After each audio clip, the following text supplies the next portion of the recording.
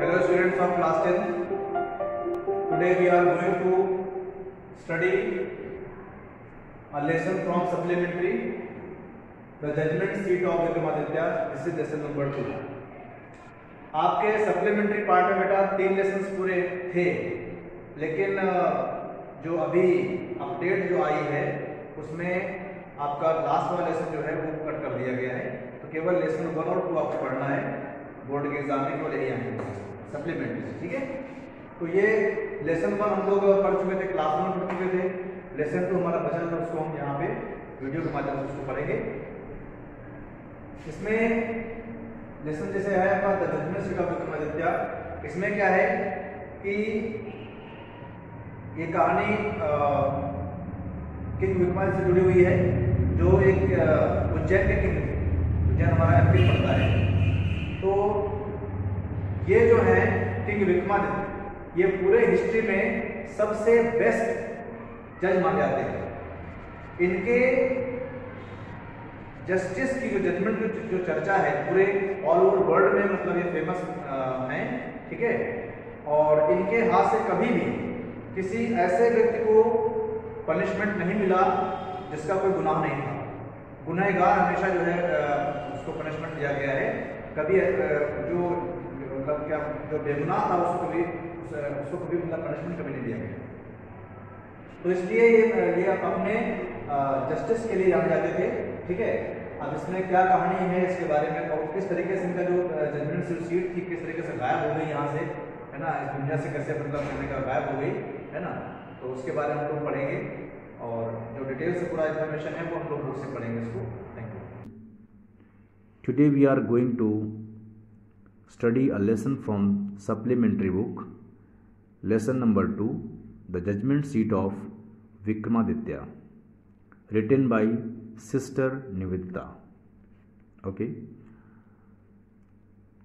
so here is a story of King Vikramaditya who belonged to Ujjain.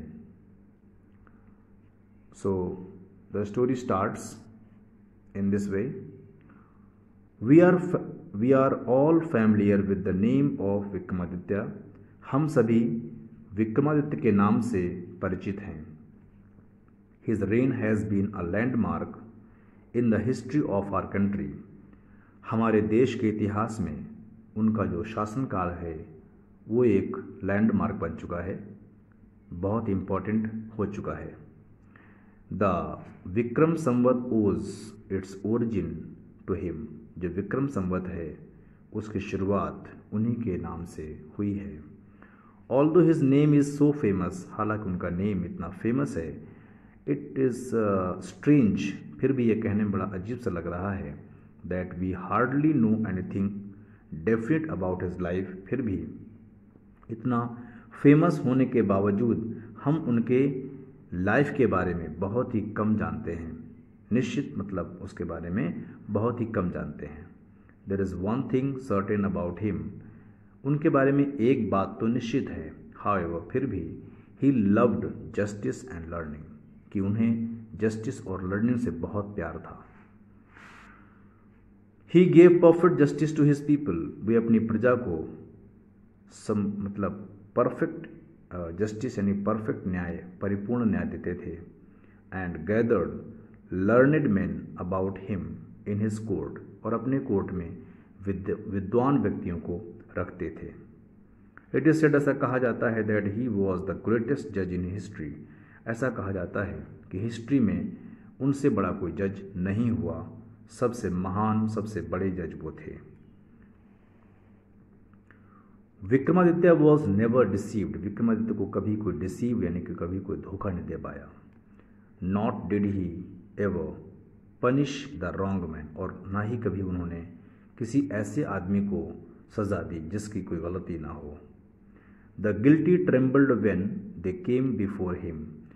जो अपराधी होते थे उनके सामने आकर के कांपने लगते थे. For means because. यहाँ पर फॉर क्या है, एक कंजंक्शन है जो कि कंपाउंड सेंटेंस का कंजंक्शन है, उसे हम बिकॉज बोलेंगे. इसकी मीनिंग बिकॉज होती है. ये यहाँ पर प्रेपोजिशन नहीं है. प्रेपोजिशन के सेंस में ये इसकी मीनिंग होती है के लिए, और यहाँ पर है इसकी मीनिंग बिकॉज दे न्यू, क्योंकि उनको पता होता था किनको, गिल्टी को जो गिल्टी पर्सन्स होते थे उनको पता होता था that his eyes would look straight into their guilt, कि उनकी निगाहें, किसकी निगाहें, किंग विक्रमादित्य की जो आंखें हैं वो नज़रें सीधे उनके अपराध पर ही पड़ेंगी। एंड दोज, और वे लोग, हु केम टू हिम, जो उनके पास आते थे विद डिफ़िकल्ट प्रॉब्लम्स, अपनी डिफ़िकल्ट प्रॉब्लम्स लेकर के, were always satisfied by the way he solve them, उनके सॉल्व करने के अंदाज से बिल्कुल वो सेटिस्फाइड होते थे, जिस तरीके से वो सॉल्व करते थे उन डिफ़िकल्ट प्रॉब्लम्स को, तो वो लोग बिल्कुल पूरे तरीके से सेटिस्फाइड यानी संतुष्ट होते थे।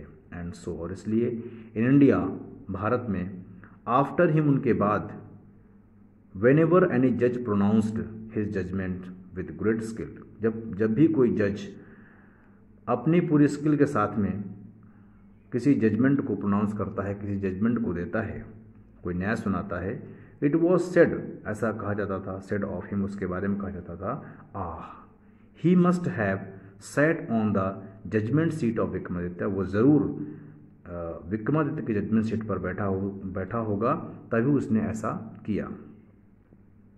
Has anyone ever seen the judgement seat of Vikramaditya, क्या कभी किसी ने विक्रमादित्य की जजमेंट सीट को देखा है? परहैप्स नॉट, शायद नहीं। Because the seat does not exist any more, क्योंकि सीट बाद में यहाँ पर एग्जिस्ट नहीं कर पाई, यानी कि उसका अस्तित्व यहाँ पर नहीं रह पाया। I am going to tell you, मैं आपको बताने जा रहा हूँ, हाउ इट डिसअपीयर्ड, कैसे वो यहाँ से गायब हो गई थी। After the death of Vikramaditya, Vikramaditya की मृत्यु के बाद, द पीपल ऑफ उज्जैन, जो लोग उज्जैन के थे, in due course of time, समय के रहते, फॉरगॉट हिम, उनको भूल गए। His palace and his forest and his fortress were ruined, उनका महल और उनके जो किले थे वो सारे के सारे टूट गए, यानी कि टूट कर गिर गए। द हीप्ड अप रुइंस, जो खंडहर बन गए थे, having been covered with grass, और उसके बाद में वो घास से कवर्ड हो गए। डस्ट एंड ट्रीज, डस्ट और ट्रीज से कवर्ड हो गए। Were turned into pasture land for feeding the cattle, और वे बाद में एक तरीके से ग्रास लैंड बन गए जिसमें कि कैटल चारा खाते थे, यानी कि वो घास चरते थे वहाँ पर। The village people use to send their cows, जो विलेज पीपल थे वे अपनी काउज को वहाँ पे सेंड करते थे, भेजते थे, आउट, सेंड आउट मतलब वहाँ ले जाते थे, to these pastures to graze, वहाँ पर ले जाते थे, उन पॉस्चर्स में चरने के लिए ले जाते थे। Early in the morning the cattle would go in the care of shepherd boys, shepherd boys की केयर में सुबह जल्दी जो कैटल होते थे वो जाते थे। And would not return till late in the evening, और देर शाम तक वापस नहीं आते, जब तक शाम नहीं हो जाती थी तब तक वो वापस नहीं आते थे। When it was time to return, जब वापस होने का वक्त आता था,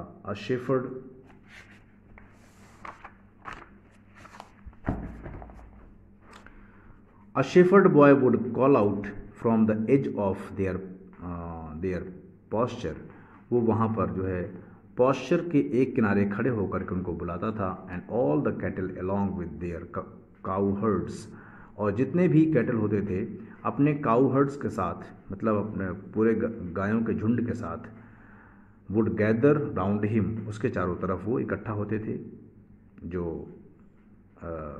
पर्सन होता था, मतलब शेफर्ड बॉय जो होता था, and together they would turn homewards, और वो साथ साथ जितने भी कैटल होते थे साथ साथ अपने घर वापस आते थे।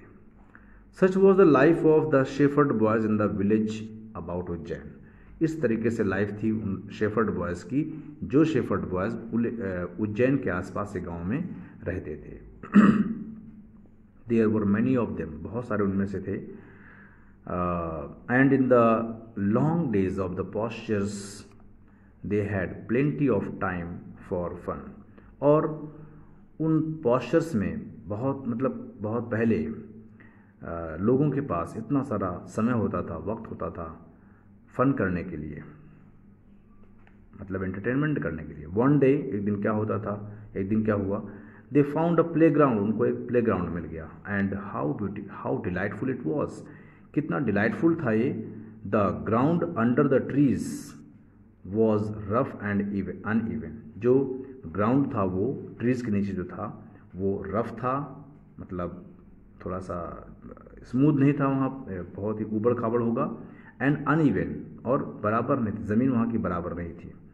Here and there, the ends of a great stone peeped out. एक बहुत बड़ा पत्थर कोई दबा होगा मिट्टी के नीचे, तो उसके जो एंड्स थे, जो नुकीले पार्ट थे, वो ऊपर की तरफ निकले हुए थे यहाँ वहाँ। एंड इन द मिडिल, और बीच में, there was a green mound, एक हरा सा टीला था। माउंड मीन्स एलिवेटेड प्लेटफॉर्म, तो वो चबूतरा टाइप था। Which looked very much like a जज सीट, जो काफ़ी हद तक एक जैसे जज की कोई सीट हो, इस तरीके से वो दिखता था। At least one of the boys thought so, कम से कम उनमें से किसी एक लड़के ने सोचा ऐसा। And seated himself on it, और उसने जो है वो लड़का जो था उसमें जाकर के बैठ गया। आई से बॉयज, उसने कहा, मैं बॉयज में कहता हूँ। ही क्राइड, वो चिल्ला के बोला, आई विल बी जज, मैं क्या बनूंगा, मैं जज बनूंगा। And you can bring all your cases before me, और तुम अपने सारे मामले मेरे सामने ला सकते हो। And we will have trials, और हम लोग इस तरीके से ट्रायल करेंगे। Then he straightened his face, तब उसने अपना फेस सीधे किया। And became very grave to act the part of a जज, और जज के पार्ट को पे करने के लिए, रोल पे करने के लिए उसने वो काफ़ी मतलब सीरियस हो गया, काफ़ी गंभीर हो गया। Others saw the fun at once, दूसरों को लगा ये मजाक कर रहा है। And whispering about among themselves, और आपस में कानाफूसी करने लगे, मतलब कान में कुछ कहने लगे। Quickly picked up some quarrel, उन्होंने तुरंत जो है एक तरीके का झगड़ा, एक तरीके का क्वारल जो है उन्होंने एक क्रिएट कर लिया। एंड अपियर्ड बिफोर हिम, और उसके सामने वो झगड़ा लेकर के अपियर हुए, प्रकट हुए। Each group stated there case, और हर एक ग्रुप उनमें से अपना अपना केस कह रहा है। One saying that's a certain field was theirs, एक कहता है ये ज़मीन मेरी है। Another saying that it was not, और दूसरा कहता है नहीं ऐसा नहीं है। एंड सो ऑन, इस तरीके से आगे केस बढ़ता गया।